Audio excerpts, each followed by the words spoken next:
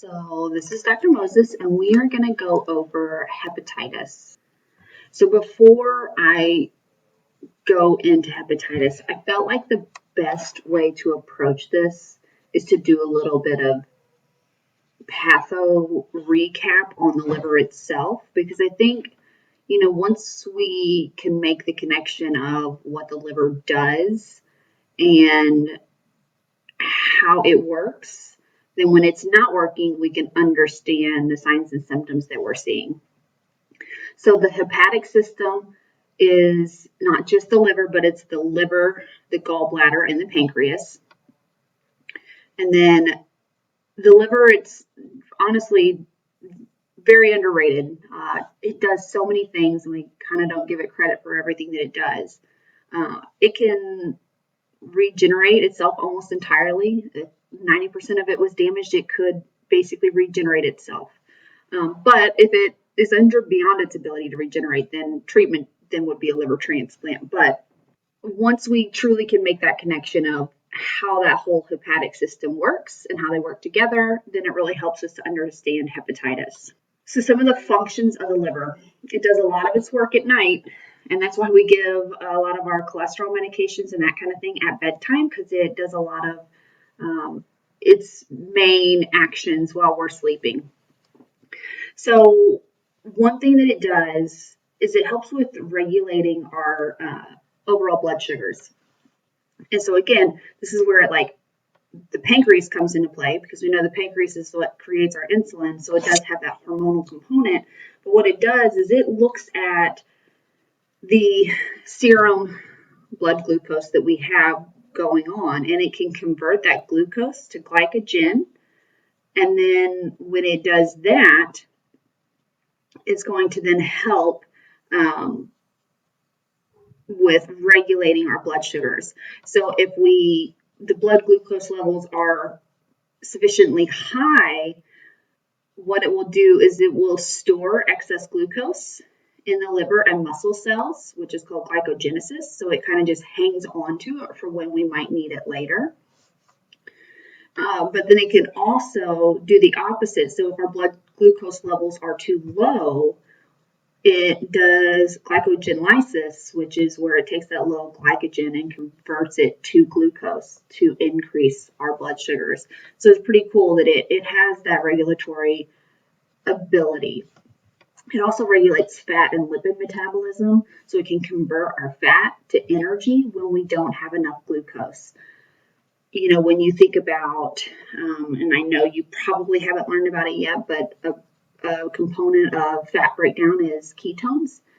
So that's where that comes from, and that would be something that we would be looking at with like DKA or something like that. So it can take that fat, and the byproduct is ketones, but it turns that fat into energy. And then it also does form triglycerides, which, since it works at night, that's why we give our meds at bedtime. Something else it does is it does the synthesis of prothrombin. So now, again, we have to have vitamin K, which it also does store that as well. But when it comes to this, it will help with overall blood clotting cascades.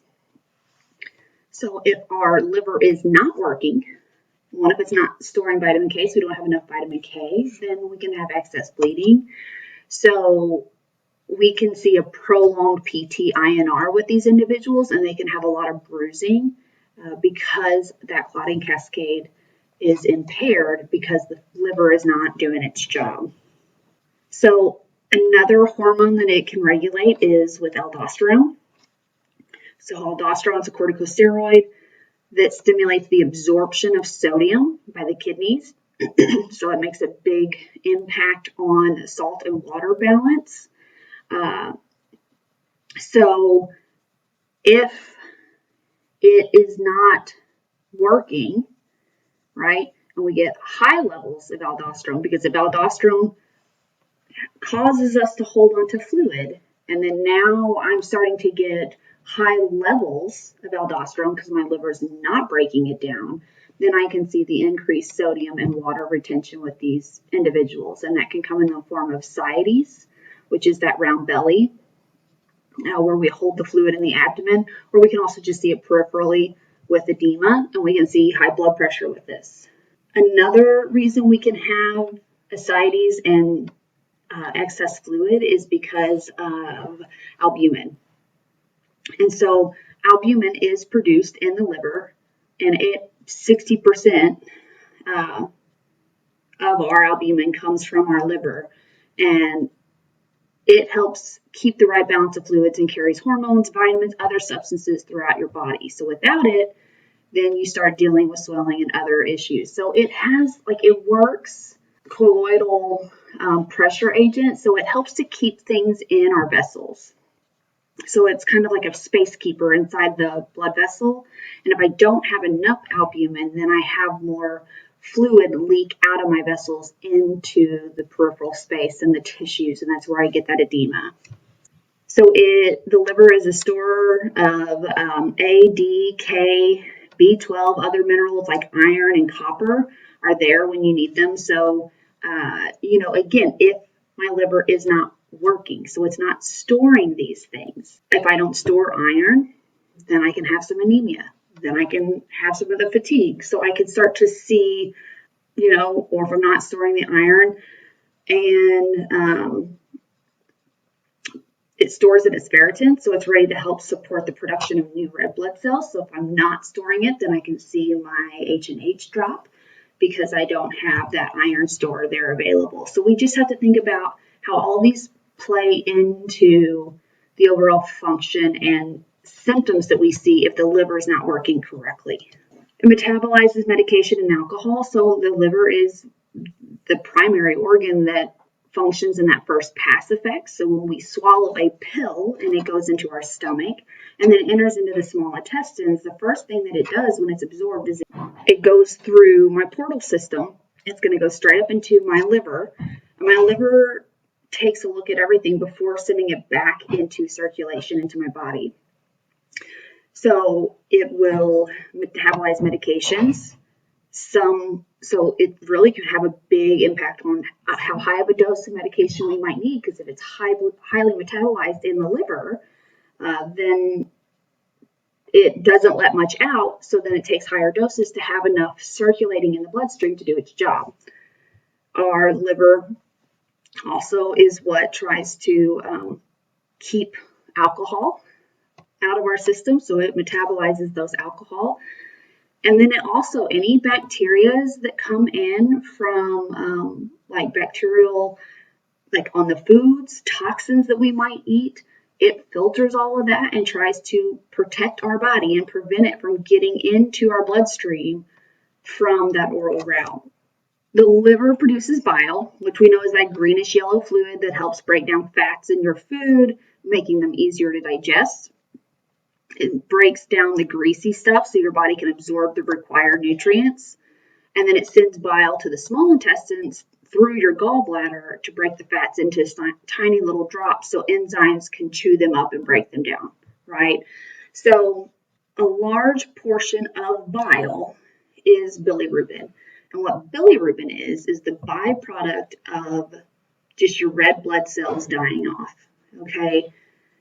So if it's indirect or unconjugated bilirubin, what happens, like if it's just a red blood cell that has died and it's in circulation, well, that red blood cell will get bound to serum albumin, and then that albumin will transfer it to the liver, where then the liver takes it and it conjugates it, so it binds it up in a way that we can excrete it through the bile. We can also excrete that bilirubin, and so it goes through the bile into the small intestines, and then we excrete that in our stool. So it's the bilirubin that actually gives our feces the brown color, okay? So now if I cannot excrete the bile and I'm holding on to it, so we think about how if it gives that stool that dark color, well, it starts to build up in our system. Well, now we can start to see yellow discoloration of the skin and mucous membranes from the retained bilirubin. That's what we call jaundice, okay? We can usually see this in the sclera of the eyes or in the mucosal membranes of the hard palate. With somebody who's darker skinned, it's much more noticeable in the hard palate of the mouth and inner canthus of the eyes, so it might be harder to detect on their actual skin. But that build up of bilirubin gives that yellow appearance, and it also, the salts or crystals that we can have from that can cause the skin to be super itchy with that. And we call that pruritus, which is another word for itchy. And that's a very common thing we can see with that buildup of bilirubin. And then if I'm also not excreting that bilirubin, which gives my stool the dark color, what I can see then is my stools become clay colored when the bile is absent. So it's much more foul smelling. It's like an oily clay colored stool that it's very high in fats because I didn't have that bile to help break down the fats, and it will actually float because it's so high. The density is much different than a normal stool, and so it would float.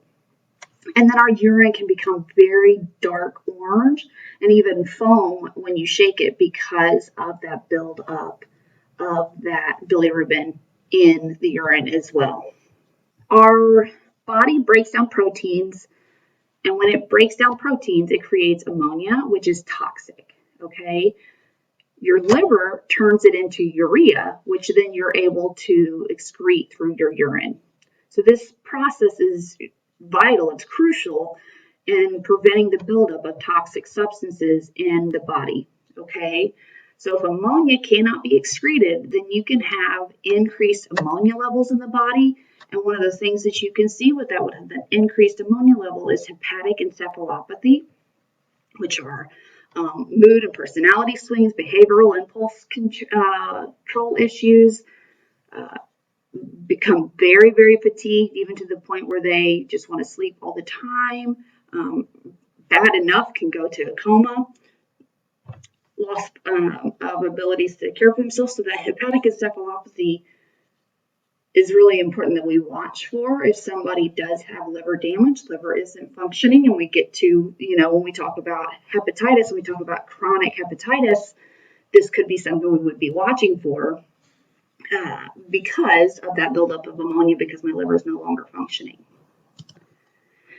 So I like this little picture because it's a nice little recap of everything that your liver does and why it's important that we understand all the things that our liver is doing. That way, when we talk about hepatitis, we can understand what types of signs and symptoms we might see. So since we've talked about that, what is hepatitis? And hepatitis is just widespread inflammation and infection of the liver, okay? It can be caused by several different things, but what we typically see are viral cases, okay? Before I go into viral, because that's what the majority of this lecture is about, I do want to just touch their substance induced or drug induced or what we call toxic hepatitis, which can be caused from alcohol, medications such as Tylenol, different chemicals that people could be exposed to that could be harmful to the liver. So if it's a hepatitis caused by a substance, that is not contagious, okay? That is just inflammation, infection of the liver damage, and then you see some of those side effects, those symptoms, and then we have to treat that. But it's not something we can necessarily treat with different types of vaccines or anything like that. And then you can also have some hepatitis from autoimmune disorders where the liver just attacks itself, metabolic abnormalities, different, more rare, like cytomegalovirus can cause it. Epstein-Barr could potentially lead to it. So I don't want to go into that as much. I really want to focus on our viral hepatitis, which falls under the categories A through E, and we'll go into each one. So when we are trying to diagnose, and I wanted to just lump some things together because when it comes to diagnosis, really truly it's the same for each one. The only definitive way to distinguish what type of viral hepatitis you have is by testing their blood for the specific antigens or antibodies that are present for each type of hepatitis. What you're going to do is you're going to be collecting a history. You're going to do an assessment of your patient. You're trying to figure out, could there be some type of exposure, any increased risk factors, that kind of thing. And then you would do your normal lab work, okay? And when we look at our normal lab work, we might see an elevated alkaline phosphatase. Two big ones that we think about with our liver are our AST and our ALT, okay?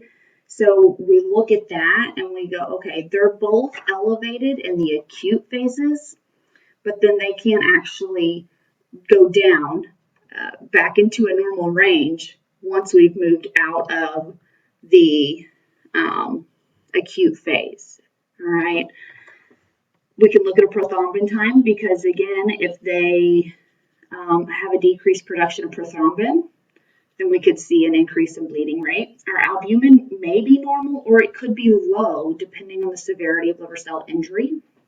And then we can also see an increase in serum bilirubin and an increase in urinary bilirubin. So we might test their urine, we might test their blood, and then if any of that's coming back abnormal and I have some elevated liver enzymes, then they might do specific panels to look for different antibodies and antigens specific for hepatitis. So with viral hepatitis, we've got acute or chronic. Most are acute.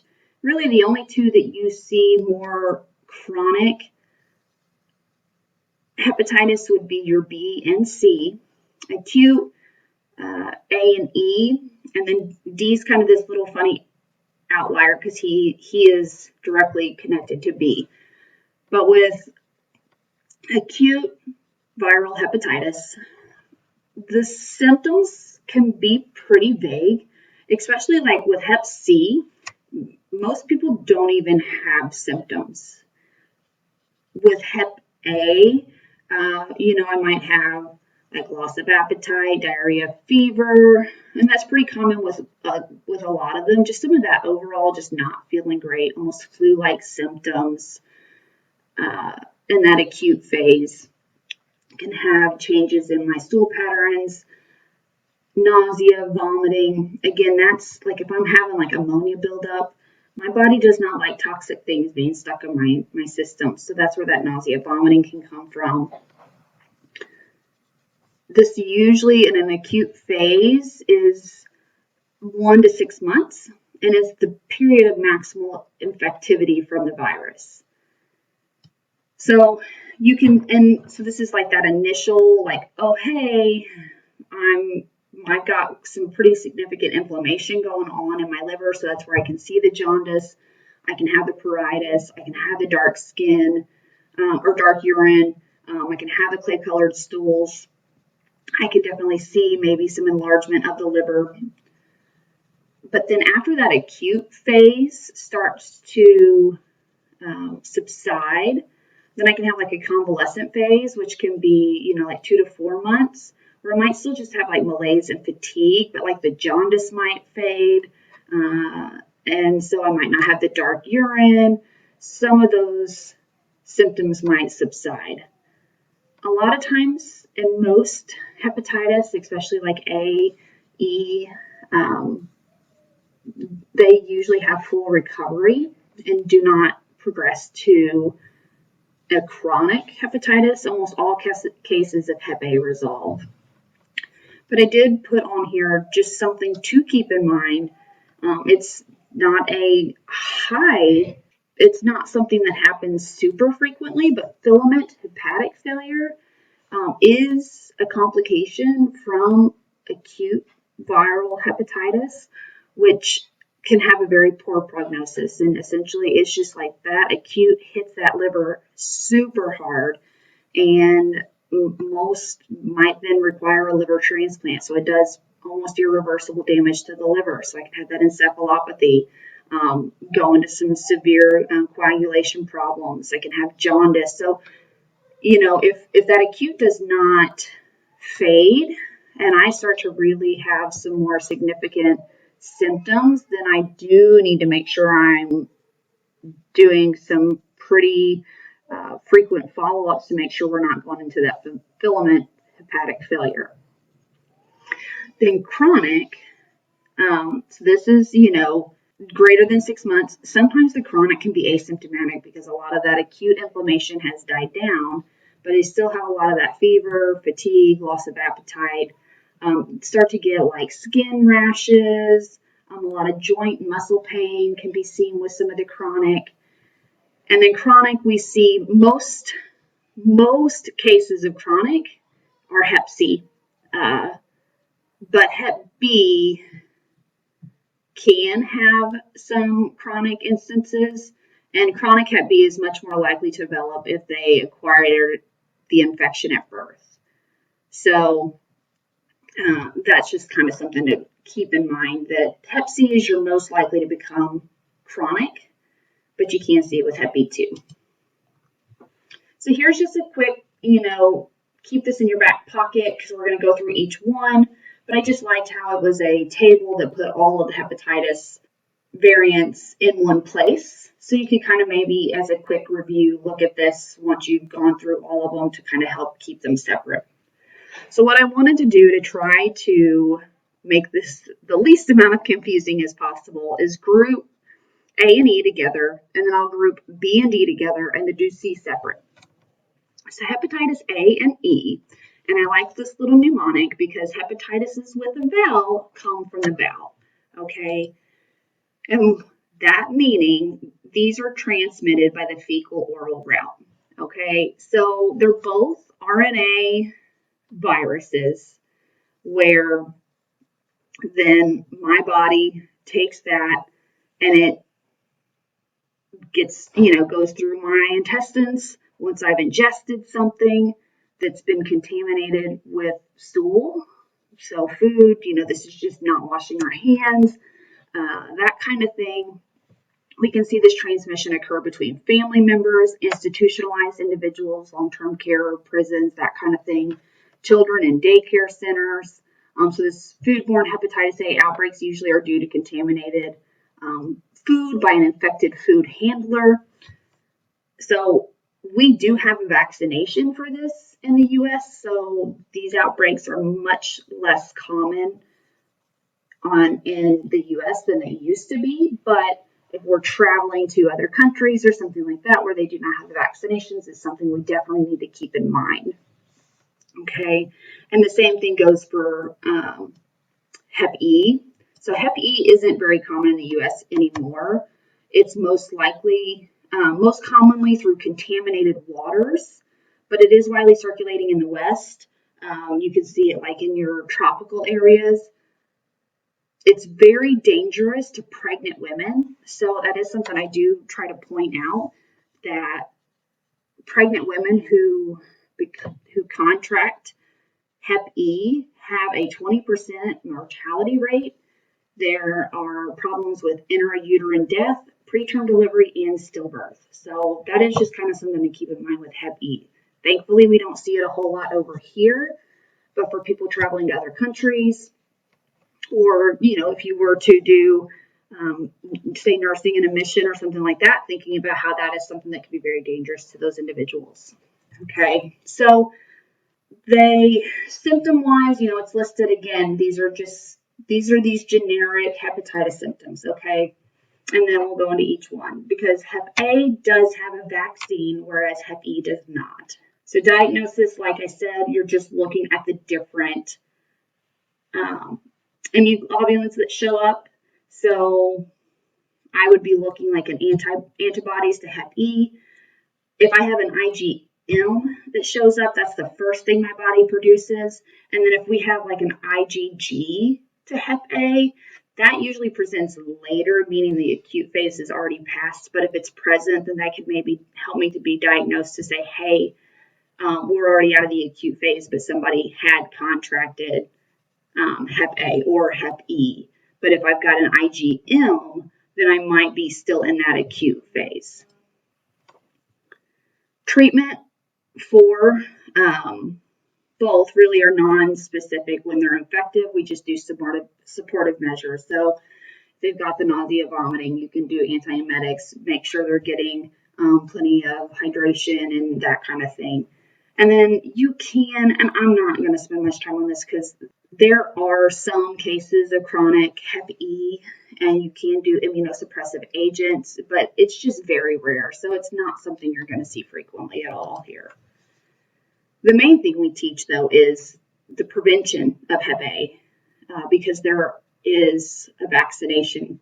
It's recommended to give to children around their first birthday, anywhere from 1 to 2, and then they get their first dose, and then 6 months later, they get their second dose. And then, of course, when we think about promotion and prevention, good hand hygiene is, it's the absolute key. Now, if somebody has been exposed and they have not received the vaccine, or it can also be given to people who know they're going to be traveling to areas where Hep A is common, we can give an immunoglobulin to try to help treat prophylactically if they've possibly been exposed. So safe food handling, healthcare workers, we just got to think about good, solid, standard precautions when we're taking care of these individuals to prevent that contamination. So let's do a really quick question. Which of these following populations are at an increased risk for hepatitis A? Select all that apply. So you ask yourself, are elderly people living in a nursing home at an increased risk for Hep A? Yes or no? A child who goes to a daycare? Yes or no? Living with a family member positive for Hep A? Eating at a restaurant where a worker is positive for Hep A? Men who have sex with men? And then traveling to underdeveloped countries.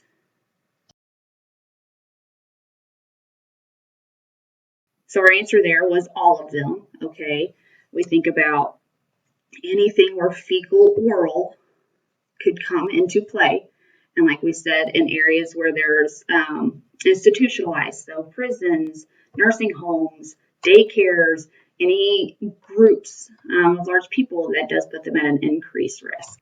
Okay, so Hep B and Hep D. And the reason I pair these together is because Hep B virus is the main viral hepatitis that you can see. The only people who can get a Hep D virus are people who are infected with Hep B. And so if you get down into the weeds of the pathophys of this, the shell, these are like little contained viral cells.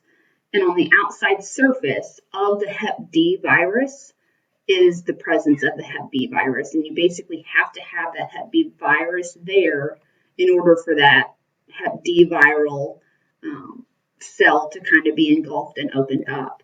So without Hep B, it cannot replicate.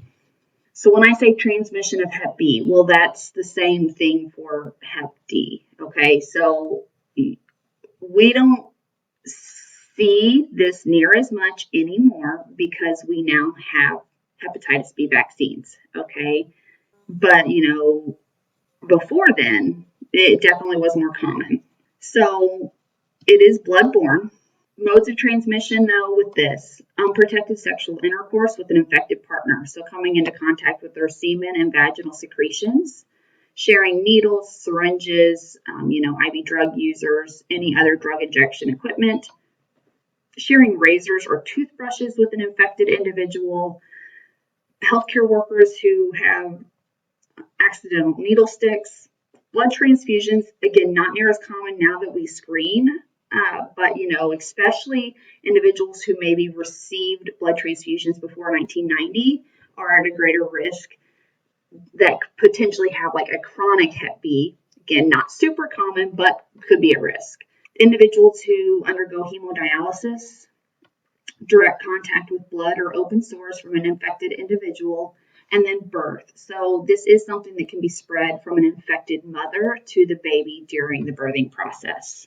Diagnosis, this again goes back to looking at the surface antigen. So if we've got that surface antigen for the HB, so the HBs AG is just a hepatitis B surface antigen, would show infection. And then if I've got an anti-HB, which would be an antibody, that shows me there's a previous infection or an immunization. And then if I'm looking at D, again, I would have to have B present, but then I would also do a test for the anti-hepatitis D variant. So the best way to prevent is to vaccinate, especially those that are at an increased risk. So this is a 3-shot series usually given to children where they receive their first vaccine, then they get the second one 1 month after vaccine number 1, and then you can get your third one 6 months after vaccine number 1 as well. So it's a three-step process that is given, and it's just a one-time thing. Prevention, health promotion. So again, we're just teaching to reduce our risk. Good hand washing, use of gloves when expecting contact with blood. Don't share razors, toothbrushes, or other personal items. Condoms for sexual intercourse. Just overall good hygiene. So Hep B does have some risks of becoming chronic. And if we get chronic Hep B hepatitis, then we can do medications for this, but they're focused on decreasing the viral load. They don't treat it necessarily, but they do help decrease viral load and liver enzymes to slow the rate of disease progression. So our long-term goals are just to prevent cirrhosis, like portal hypertension, liver failure, and liver cancer. And so I'm not going to go into breaking down the different drugs that you would give, but there are treatment options for people who have chronic Hep B. Treatment for Hep D, well, there's no specific treatment for Hep D because the focus of prevention of Hep D is prevention of Hep B. So let's do another question here. Which of the following populations are at an increased risk for hepatitis B? Sexual activity with an HBV positive individual, homosexual men, living in a household with chronically infected, hemodialysis patients, transplant recipients, healthcare workers, and the homeless population. So think about it for a second and think about who might fall into these categories.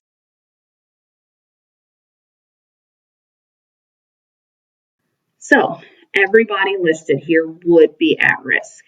Chronic hemodialysis patients are at high risk for infection because of the process of hemo requires vascular access for prolonged periods. Organ and tissue transplantation is another potential source of infection. And then, you just think about with the homeless population, what would be some risks with that?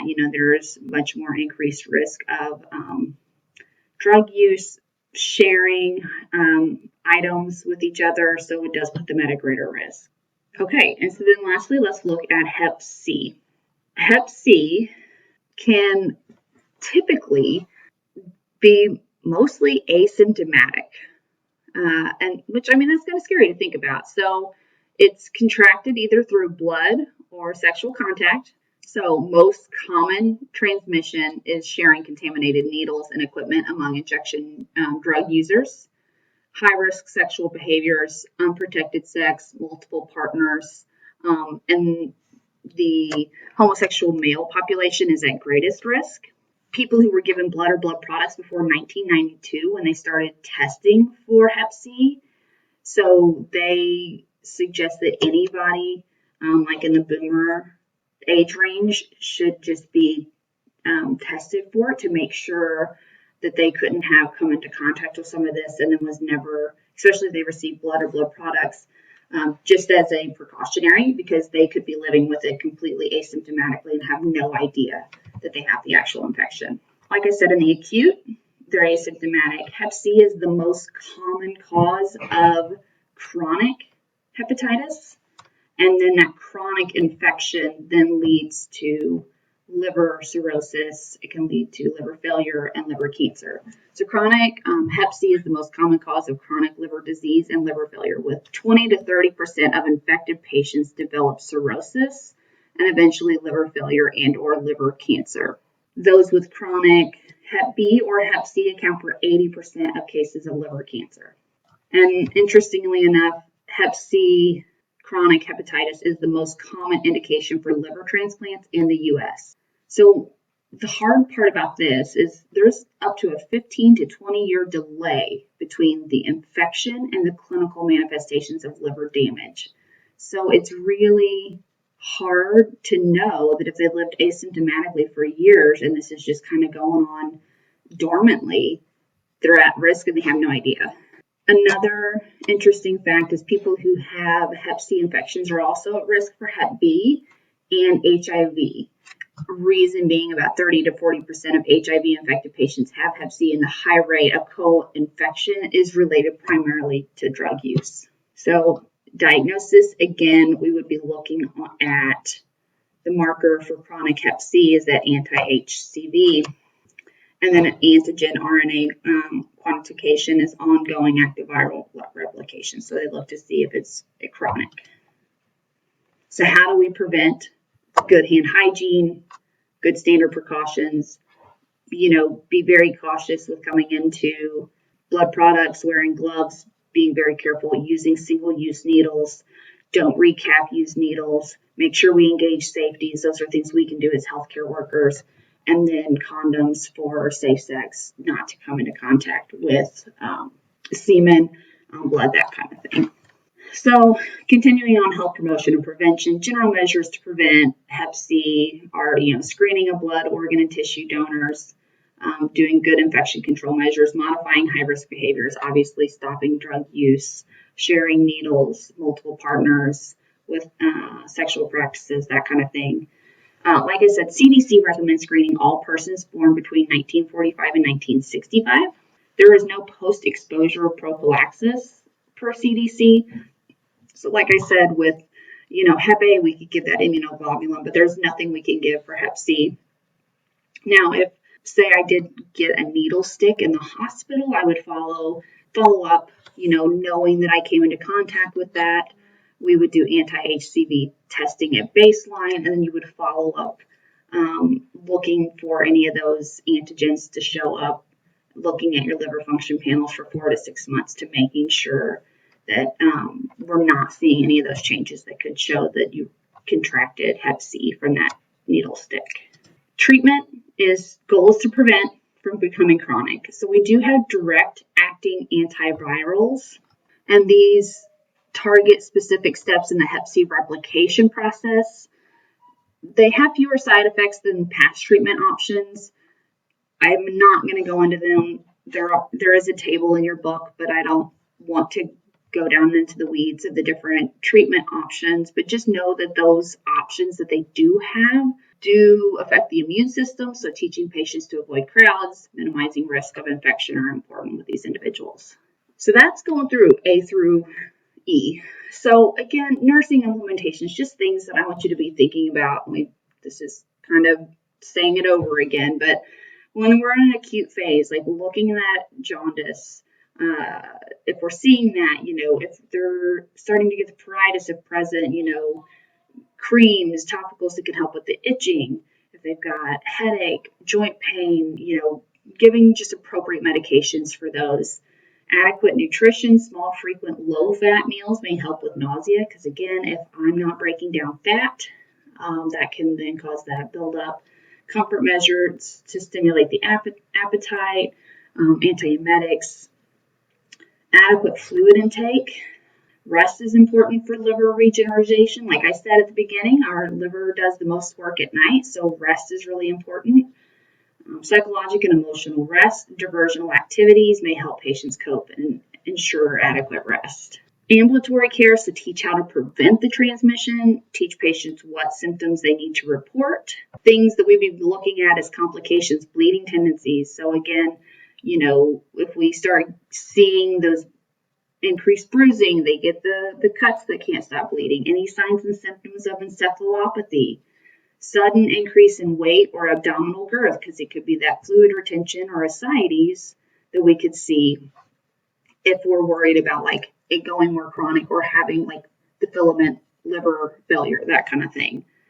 Bloody or tarry stools, so again, that would be bleeding, vomiting blood, or elevated liver enzymes, especially if we're going beyond that acute phase.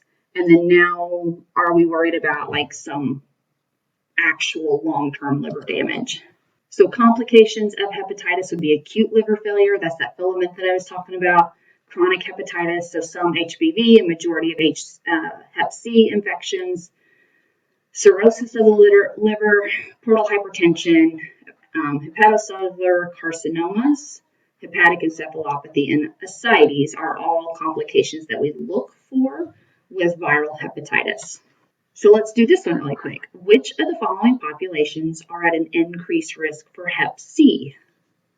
IV drug users, high-risk sexual behaviors, people who receive blood transfusions, especially prior to 1992, healthcare workers, dialysis patients, and child being born to a mother positive for Hep C. All right, and it would be everybody. Let's do another one. A nurse is reviewing the route of transmission for hepatitis with a group of assistive personnel. The nurse should inform the group that which of the following types of hepatitis is transmitted primarily by the fecal-oral route. Select all that apply. So A, B, C, D, or E. If it starts with the vowel, it comes from the bowel. I kind of already touched on this, but this is just to tie back to what I said at the very beginning. Drug and chemical-induced liver diseases or acute hepatitis, they are not contagious, but they can be caused by chemicals. They can be caused by drugs such as Tylenol, alcohol. So the treatment there, remove whatever it is that's causing the damage and hope that you haven't done irreversible damage, okay? And that is it.